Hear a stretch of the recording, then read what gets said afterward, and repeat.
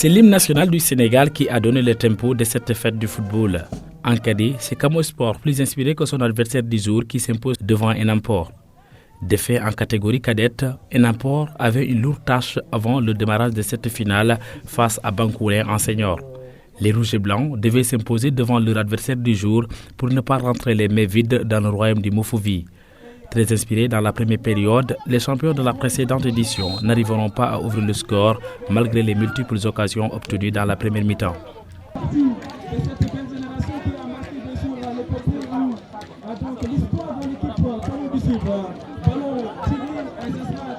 À la pause, c'est 0 but partout entre ces deux formations. Mais au retour des vestiaires, les Bleus-Blancs, amenés par le puissant Djemé Dossard numéro 3, vont obtenir un pénalty après seulement quelques minutes jouées dans la deuxième mi-temps.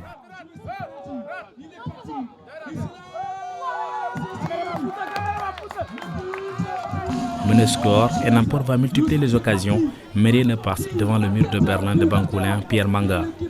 Sous la pression des Rouges et Blancs, les Bancoulinois vont terminer la rencontre à 10 suite à une erreur du portier qui capte le ballon en dehors de sa surface de réparation.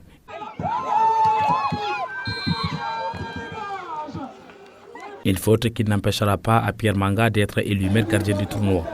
Score final, 1-0, Bancoulin est champion de l'édition 2022. Satisfait de la prestation des différentes équipes, le président de l'organe de Ziguinchor magnifie l'organisation de ce tournoi. Nous sommes satisfaits.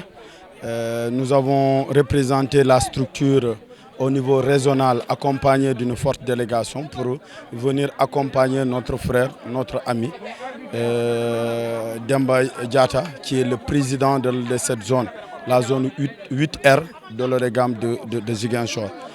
Nous avons assisté à 2 matchs de qualité, parce que nous avons vu des jeunes qui produisent un jeu de qualité. Un jeu vraiment qui n'a rien à envier avec ce que nous voyons dans les grandes villes comme Ziguinchor et dans les capitales régionales. Venu prendre part à cette fête du football, l'édile de la ville de Moulamp du département de Bignona, par ailleurs président de l'ASC HLM Nema de l'autre gamme de Ziguinchor, s'est réjoui de la qualité de jeu produit par les différentes équipes et a, dans la foulée, plaidé pour la construction d'infrastructures dignes de son nom dans tous les 3 départements de la région de Ziguinchor. Donc j'en profite vraiment pour remercier les organisateurs et remercier le président de la zone, mais aussi dire que nous avons assisté à une belle fête. Et comme nous avons l'habitude de le faire et de l'organiser au niveau de la structure, on organise de très belles fêtes. Donc au profit de la population, au profit de la jeunesse. C'est ce qui manifeste effectivement le fort de la structure. Et sur ce, comme l'a dit tout à l'heure nos prédécesseurs, on a constaté du beau football et de la discipline. Vous avez constaté ici, en plein milieu rural, nous n'avons ni policiers ni ASP. Donc ça prouve qu'effectivement qu'il y a de la discipline.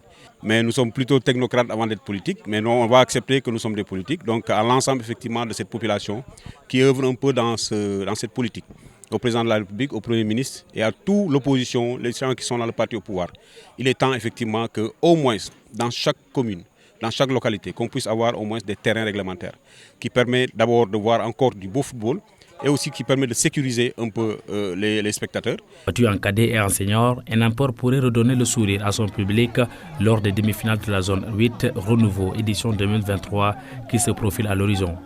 Mais en attendant, les princes du royaume du Mofouvi devront regarder tranquillement Bancoulin et Camo Sport célébrer leur victoire.